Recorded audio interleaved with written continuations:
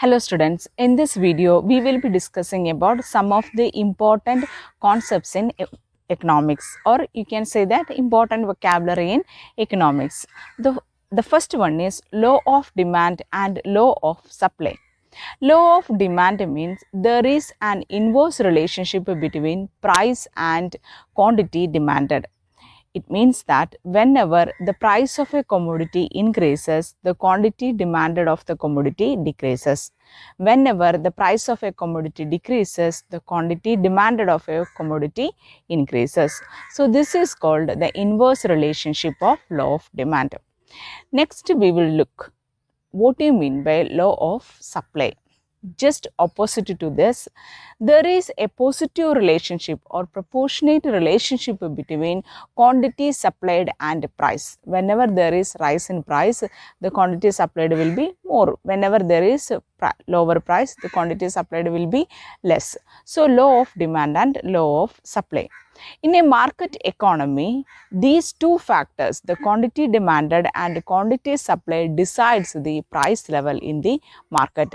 Such an economy, we will term it as market economy, in which the invisible hands of demand and supply operates, and the price will always ensure that where the demand is almost equal to the supply.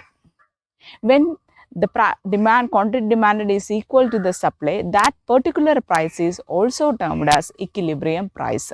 At that stage, the economy will be in a state of equilibrium. Next, we will discuss what you mean by export and what you mean by import. Export means we are producing goods in the domestic country and we are exporting, or we are transporting these goods to other countries and selling it. That is called export. Import means a particular commodity is being produced in a foreign country or in another country, and it is being brought to our domestic country. For example, if we are transporting or if we are selling our rice products or agricultural products to America, then we will term it as export of agricultural products. Suppose if we are transporting or if we are importing, if we are transporting a particular brand of TV sets from America, we will term it as import of TV sets. So, this is called export and import. Now, we will discuss monopoly. What do you mean by monopoly? Monopoly is a market condition in which there will be only one seller in the market. As a result of this, the single seller can charge any price for the products, because that seller is the only one which is present in that market. So, he can charge any price, and people will be forced to pay the price which is being charged by the monopoly. So, monopoly condition is the one of the worst condition in the economy, because in which consumer will not have any choice. Whatever being supplied by the monopolist or the single seller must be used by the consumers. Now, we will study another important concept in economics called inflation. What do you mean by inflation? Inflation means it is the continuous increase in price or sustained increase in price, we will term as inflation.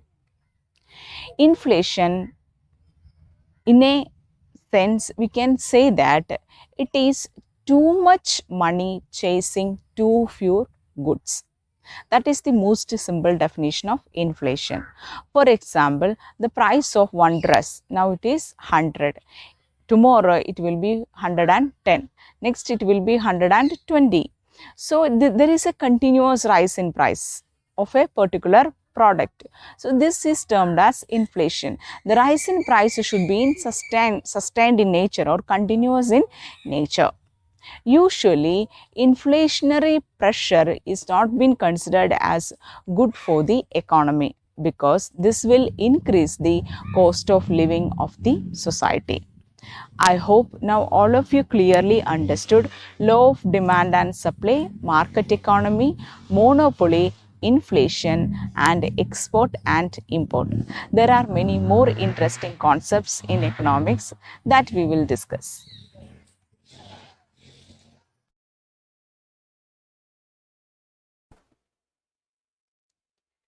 Now we will discuss some other important concepts in economics. First is game theory. Game theory brought about a revolution in economics by addressing crucial problems in prior mathematical economic models. Game theory is a theoretical framework to conceive social situations among competing players and produce optimal decision making of independent and competing actors in a strategic setting. It means that if there are different social situations, we have to choose the optimum decision. So in decision making process, to reach into that optimum decision by considering different social situations, we will use certain strategies. That is called strategic decision making. Game theory is analyzing different optimal decisions with respect to prevailing social conditions. Using game theory, real-world scenario for such situation as pricing competition and product release can be laid out and their outcomes predicted. For example, if I am adopting a particular price strategy, what will be the output? If I am adopting another strategy, what will be the output and which is the best for me? This scenario include prisoner's dilemma and dictator game among many others.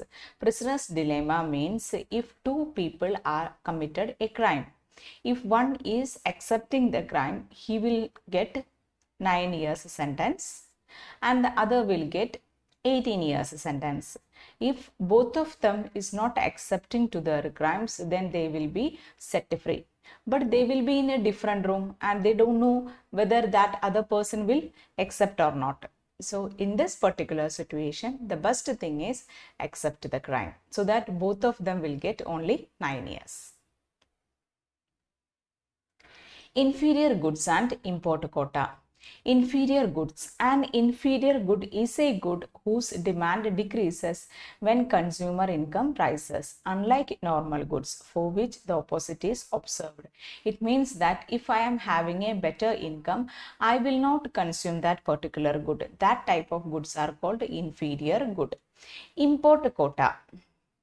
An import quota is a type of trade restriction that sets a physical limit on the quantity of a good that can be imported into a country in a given period of time.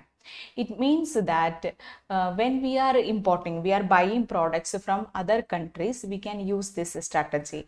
Only particular amount will be purchased from other countries. That is called import quota.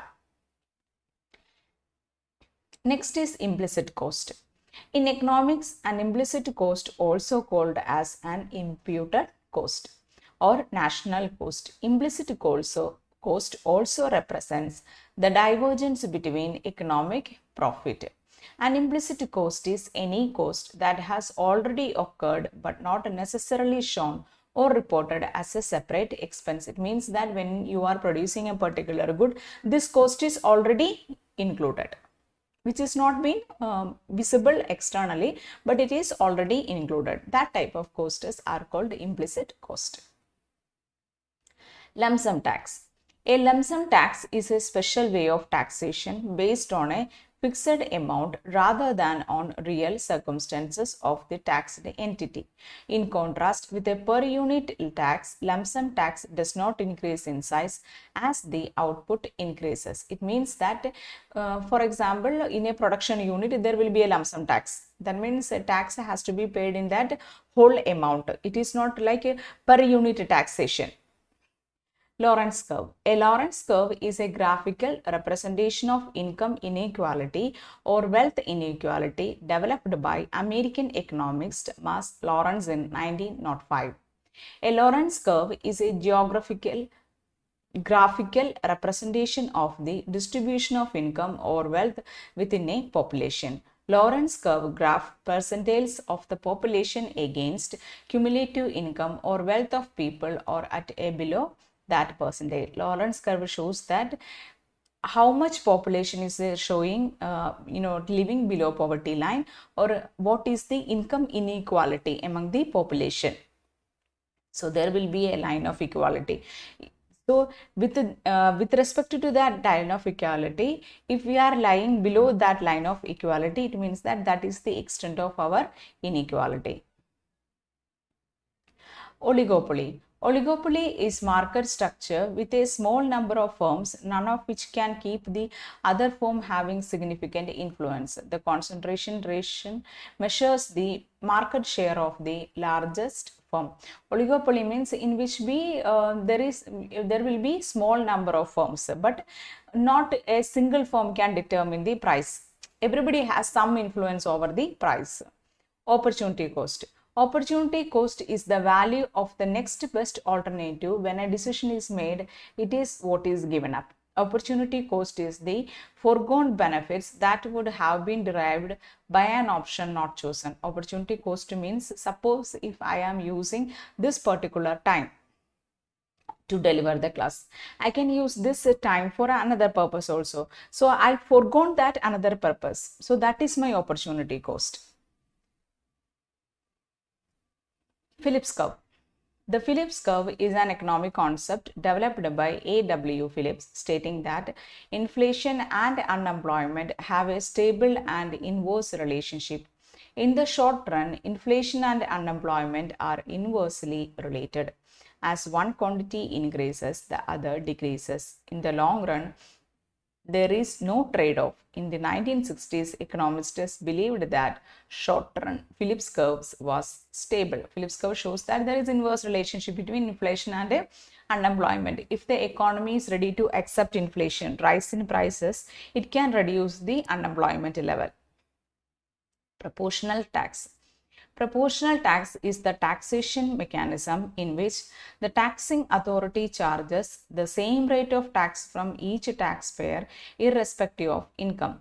This means that lower class or middle class or upper class people pay the same amount of tax. For example, if I am buying this particular dress, irrespective of my income, I have to pay a tax for this.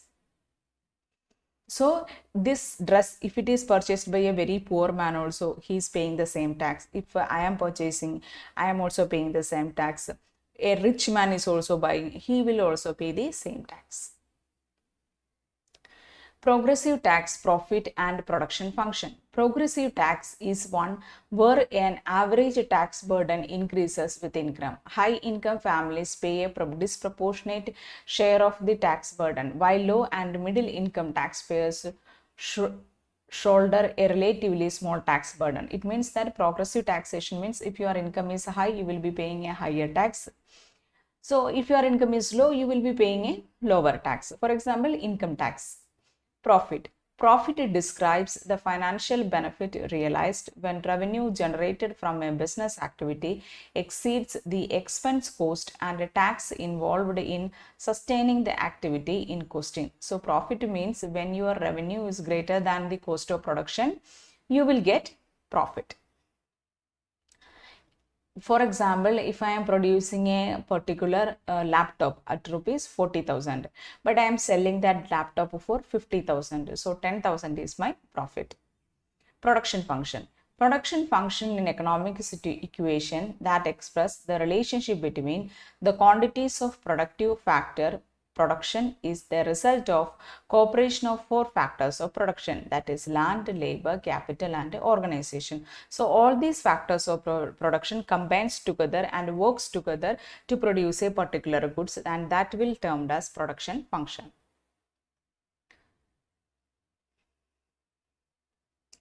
Price discrimination is selling strategy that charge customer different prices for the same product or service based on what the seller thinks they can get the consumer to agree to. In pure price discrimination, the seller charges each customer the maximum price they will pay. So price discrimination means you are charging different price for different consumers. Regressive tax. Regressive tax is one where the average tax burden decreases with income. Low income taxpayer pay a disproportionate share of the tax burden, while middle and a high income taxpayer shoulder a relatively small burden. It means that irrespective of your income, you are paying the tax. Your income is too low, but you are paying the higher level or high amount of tax than the middle and rich income people. Scarcity. Scarcity is one of the key concepts of economics. It means that the demand for a good or service is greater than the availability of good or service. The goods and services of any country are limited, which can lead to scarcity. Countries have different resources available to produce goods and services. It means that shortage. The demand is high, but the supply is low. Then this situation is termed as scarcity. Specialization. A method of production whereby an entry focuses on the production of a limited scope of goods to gain greater degree of efficiency. For example, some labor will be specific to some work. So this labor will have expertise in that particular work. So this will leads to greater advantage. Substitutes. Substitutable good in economic and consumer theory refers to a product or service the consumer see essentially the same or similar enough to another product. For example, tea and coffee. It's a substitute. Tea can be treated as equal to coffee. If you are taking tea, you will not take a coffee at the same time. Surplus. A surplus describes the amount of an asset or resource that exceed the proportion that actively utilized. A surplus can refer to a host of different items including income, profit, capital and goods. Surplus means you are actively utilized a particular thing, but your satisfaction level is more than that of what you have actually actively utilized. Then it is called surplus.